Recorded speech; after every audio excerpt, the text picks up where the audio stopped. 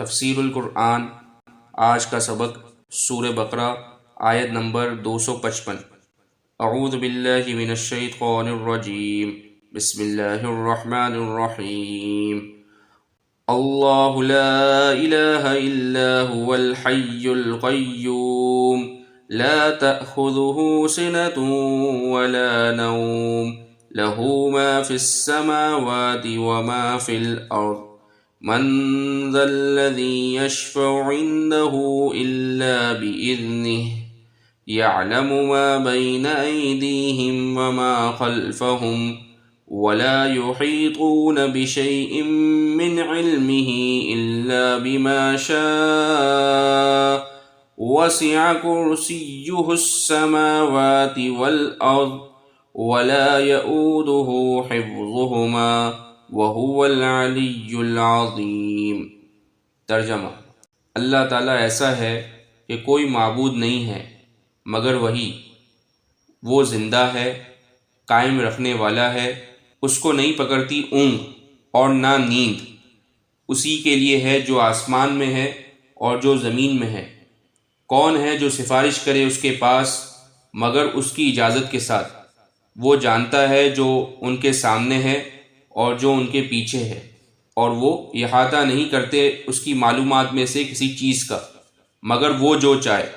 گنجائش ہے اس کی کرسی میں آسمانوں کی اور زمین کی، اور اسے بھاری نہیں ہے ان دونوں کی حفاظت، اور وہ برتر ہے، عظمت والا ہے۔ اللہ جل شانہ کی صفات جلیلہ کا بیان۔ یہ آیت کریمہ آیت الکرسی ہے۔ احادیث شریفہ میں اس کی بہت فضیلت وارد بھی ہے۔ حضرت ابی بن کعب رضی اللہ عنہ نے بیان فرمایا کہ مجھ سے رسول اللہ صلی اللہ علیہ وسلم نے فرمایا، اے ابو المنذر، یہ ابو المنذر ان کی کنیت ہے حضرت ابی بن کعب کی، کہ آپ صلی اللہ علیہ وسلم نے ان سے فرمایا، کیا تم جانتے ہو کہ اللہ کی کتاب میں وہ کون سی آیت ہے، اللہ کی کتاب میں وہ کون سی آیت تمہارے پاس ہے جو اعظم ہے، یعنی سب سے بڑی عظمت والی ہے؟ میں نے عرض کیا، اللہ اور اس کا رسول ہی سب سے زیادہ جاننے والے ہیں۔ آپ نے پھر وہی سوال فرمایا۔ میں نے عرض کیا کہ وہ آیت اللہ لا الہ الا هو الحی القیوم ہے۔ آپ صلی اللہ علیہ وسلم نے فرمایا، آپ صلی اللہ علیہ وسلم نے میرے سینے پر ہاتھ مار کر فرمایا، اے ابو المنذر، تمہیں علم مبارک ہو۔ بعض احادیث میں اس آیت کو قرآن مجید کی تمام آیات کی سردار بتایا ہے۔ چونکہ اس آیت شریفہ میں کرسی کا ذکر ہے، اس لیے عوام و خواص سب ہی اسے آیت الکرسی کے نام سے جانتے اور پہچانتے ہیں۔ خود روایات حدیث میں اسے آیت الکرسی کے نام سے ذکر فرمایا ہے۔ آیت الکرسی میں اللہ جل شانہ نے اپنی صفات جلیلہ بیان فرمائی ہیں۔